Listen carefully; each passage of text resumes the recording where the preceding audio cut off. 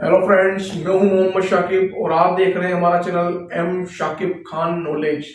तो दोस्तों, आज हम आपके लिए एक नया नॉलेजेबल वीडियो लेकर आए हैं यानी एक नया टॉपिक लेकर आए हैं जो आपका एंटरटेनमेंट करेगा, आपको हंसाएगा, गुदगुदाएगा और साथ ही आपको एक नॉलेज भी देकर जाएगा। तो दोस्तों, हंसने के लिए, गुदगुदाने के लिए, नॉलेज हासिल करने के लिए चलिए हम शुरू करते हैं आज का हमारा वीडियो।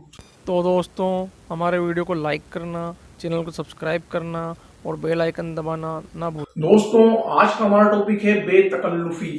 तो दोस्तों, बेतकल्लुफी के बारे में जानने से पहले हम इस सबक के मुसन्निफ से जुड़ी हुई, अदीब से जुड़ी हुई एक मुख्तसर सी मालूमात देना चाहते हैं।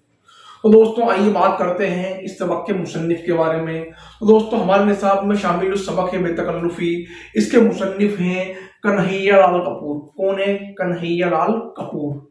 तो आइए बात करते हैं कन्हैया लाल कपूर की पैदाइश के बारे में। तो दोस्तों, कन्हैया लाल कपूर 1910 के अंदर लाहौर में पैदा हुए। कहाँ पैदा हुए? लाहौर के अंदर। आइए बात करते हैं इनकी तालीम के बारे में। तो दोस्तों, कन्हैया लाल कपूर ने अपनी इब्तदाई तालीम यानी शुरुआती तालीम और अपनी आला तालीम यहीं से हासिल की। कहाँ से? लाहौर से। तो इन्होंने अपनी तालीम हासिल कर ली। इसके बाद आइए बात करते हैं इनकी मुलाजमत के बारे में, इनकी नौकरी के बारे में। तो दोस्तों, कन्हैया लाल कपूर जो हैं, इन्होंने सबसे पहले लाहौर में ही अपनी मुलाजमत की शुरुआत की और ये वहां पर अंग्रेजी के उस्ताद मुकर्रर हुए। किसके? इंग्लिश के यानी अंग्रेजी के उस्ताद ये बन गए। अब आगे क्या हुआ? आगे हुआ तकसीम हिंद, यानी तकसीम हिंद हो गया तो ये हिंदुस्तान आ गए और मोगा कॉलेज पंजाब में प्रिंसिपल मुकर्रर हुए और यहीं से इन्होंने क्या करा? अपना रिटायरमेंट लिया, यहीं से सबकदोश हुए। तो आइए बात करते हैं कन्हैया लाल कपूर के अदब के बारे में कि इन्होंने अदब में कौन कौन सी किताबें तहरीर की है और क्या लिखी है, इनका मैदान क्या है।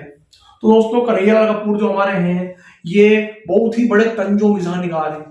तंजो मिजाह निगार उसे कहते हैं।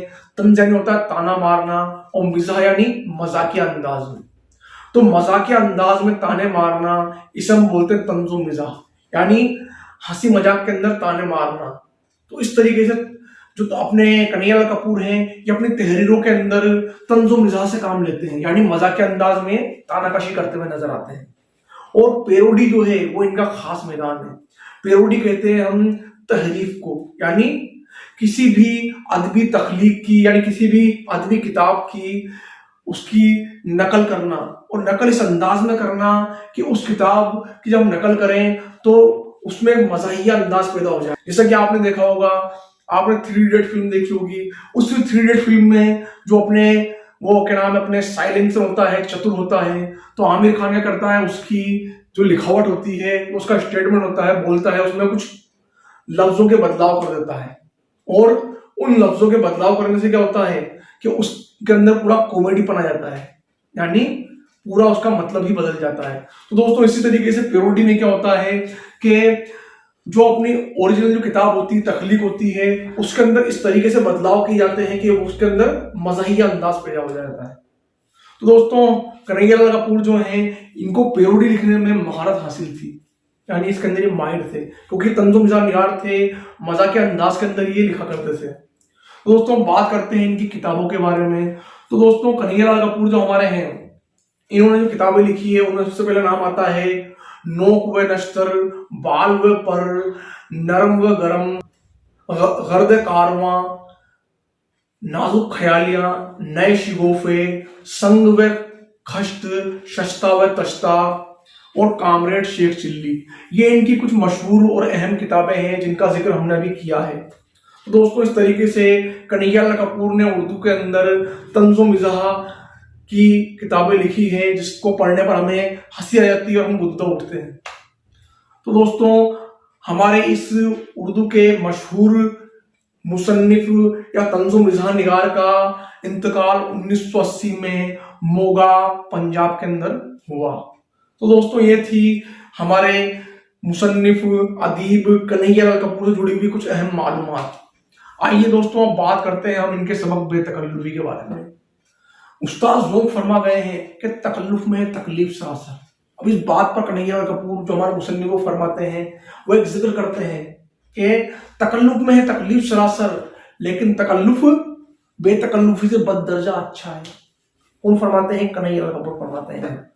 अब तकल्लुफ क्या होता है, बेतकल्लुफी क्या होती है?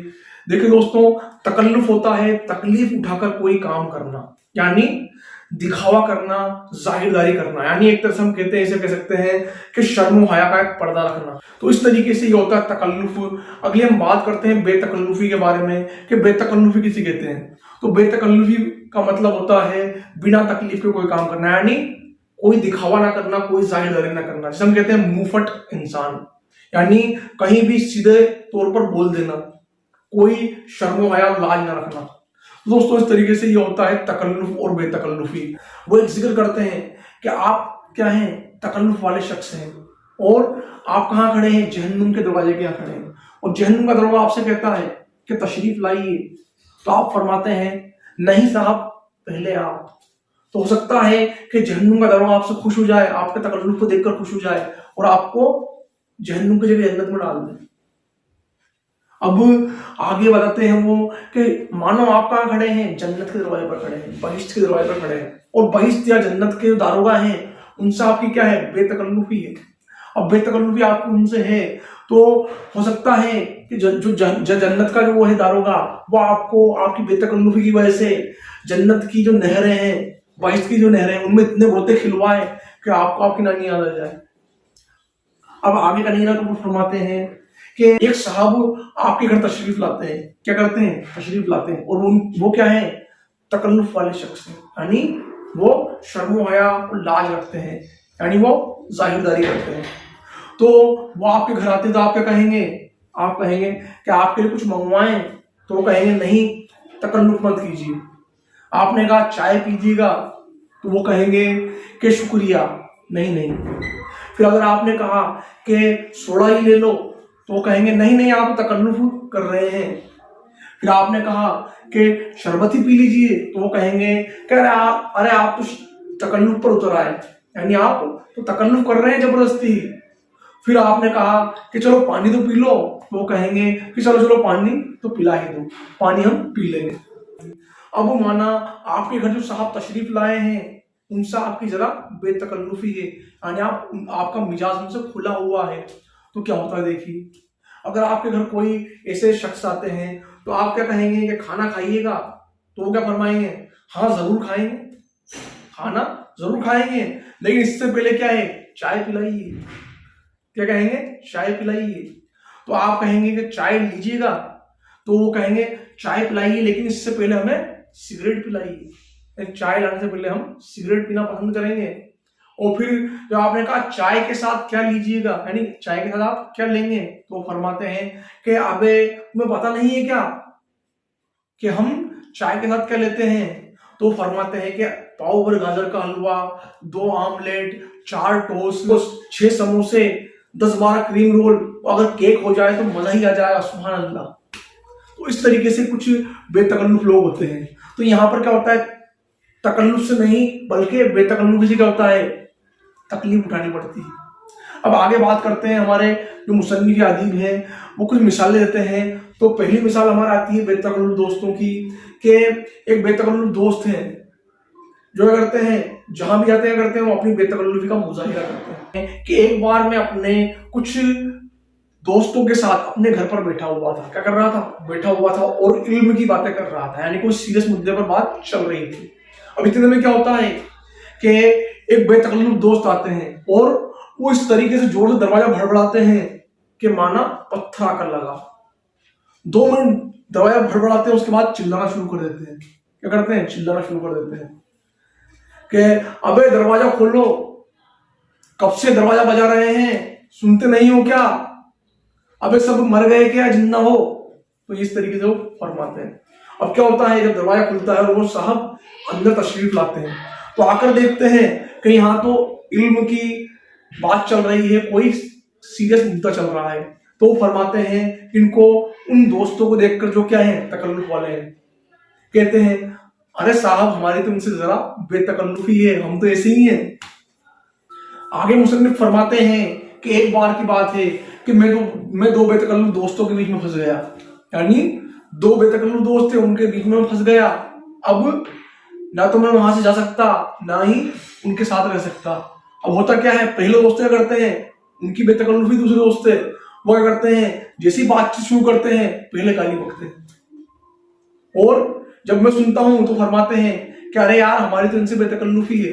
फिर दूसरे दोस्त जो हैं वो जब जवाब देते हैं तो वो भी जवाब में गालियां बकते हैं और फरमाते हैं कि यार शर्म मत कीजिएगा, हमारी तो बेतकल्लुफी है। तो इस तरीके से हम दो दोस्तों के बीच में घिर जाते हैं। तो हमें क्या करना पड़ता है, बेतकल्लुफ दोस्तों के लिए कहना पड़ता है हाय तकल्लुफ, हाय तकल्लुफ। ऐसे ही आगे हमारे मुसन्निफ थेकरे के किरदार का जिक्र करते हैं। कई नोवेलों में मिसाल आती है बेतकल्लुफ दोस्तों की। तो थेकरे का एक नोवेल है, उसके अंदर एक वो फरमाते हैं एक बेतकल्लुफ किरदार के बारे में कि ये साहब जो हैं, ये जिस भी दोस्त के घर जाते हैं एक कमीज उधार मांग लाते हैं, यानी उनसे मुस्तवार कर लेते हैं, उधार ले लेते हैं। लेकिन हमारे मुसन्निफ फरमाते हैं कि मेरा एक दोस्त है, वो थेकरे के किरदार से भी बाजी ले जाता है। और कैसे ले जाता है, वो ऐसा बेतकल्लुफ दोस्त है कि वो जब भी मेरे घर तशरीफ लाता है तो टैक्सी से उतरते ही दौड़ते हुए अंदर आता है और आकर चिल्लाता है, क्या कहता है, लाइए 5 रुपए लाइए साहब, रिक्शे वाले को दफा करना है। तो वो रिक्शा किराया भी हमसे लेता है। और फिर कुछ दिन वो साहब हमारे घर आराम करते हैं और ऐसे वक्त रुखसत लेते हैं, ऐसे वक्त विदा लेते हैं जब मैं घर पर नहीं होता। और जाते जाते क्या करते हैं, वो कुछ सामान, मेरी कमीज, गरम कोट और पतलून लेते चले जाते हैं और कहते हैं कि साहब आए तो उनसे फरमा देना कि हम उनका गरम कोट, उनकी पतलून और उनकी खाकी टाई ले गए हैं और थोड़े दिन इस्तेमाल करके लौटा देंगे। अब आगे जिक्र करते हुए हमारे जो के नाम अपने अदीब फरमाते हैं कि वो बेतकल्लुफ दोस्त जो हैं वो क्या करते हैं, मुसन्निफ को कहाँ मिलते हैं, बाजार के अंदर मिलते हैं। कहाँ मिलते हैं, बाजार में। तो उनकी आदत क्या है, मुसाफा करने की नहीं है, वो मिलते हाथ नहीं मिलाते हैं, उनकी आदत है बगलगीर होने की, यानी गले मिलने की। तो क्या करते हैं, वो जैसे ही इनको क्या करते हैं, अनारकली बाजार में मिलते हैं कन्हैयालाल कपूर को एंड अपने मुसन्निफ को, तो वो क्या करते हैं, जैसे ही उनको मिलते हैं तो क्या करते हैं कि इस तरीके से बगलगीर होते हैं, इस तरीके से गले मिलते हैं कि पूरा ही इंसान को दबा देते हैं और कई मिनट तक उनको छोड़ते नहीं है। तो इस तरीके से इनके दोस्त थे और बार बार क्या करते हैं, वो बात करते हैं थोड़ी और फिर बगलगीर होने लग जाते हैं। तो इससे क्या होता है, भरे मार्केट में क्या सभी लोग उनको देखने लग जाते हैं। अब और फिर फरमाते हैं, क्या फरमाते हैं कि बहुत दिनों बाद मिले, जबकि वो उनको 2 दिन पहले ही कहाँ मिले थे, बाजार के अंदर मिले थे। तो वो इस तरीके से हरकत करते हैं जैसे 100 साल हो गए हो मिले हुए। इस तरीके से इनके एक दोस्त हैं। अब एक दोस्त इनके ऐसे हैं बेतकल्लुफ जो क्या करते हैं कि वो कभी भी टपक सकते हैं, कहाँ सकते हैं, घर पर आ सकते हैं, यानी वो रात को, आधी रात को भी तशरीफ ला सकते हैं। और तशरीफ लाकर क्या कर सकते हैं, अच्छे खाने का मुतालबा कर सकते हैं, यानी अच्छा खाना मांग सकते हैं कि चलो खाना खिलाइए। वही नहीं देखेंगे रात के 12 बजे कि 1 बजे कि खाना लाइए और आज हम यहीं सोएंगे और सोएंगे भी आपके साथ ही।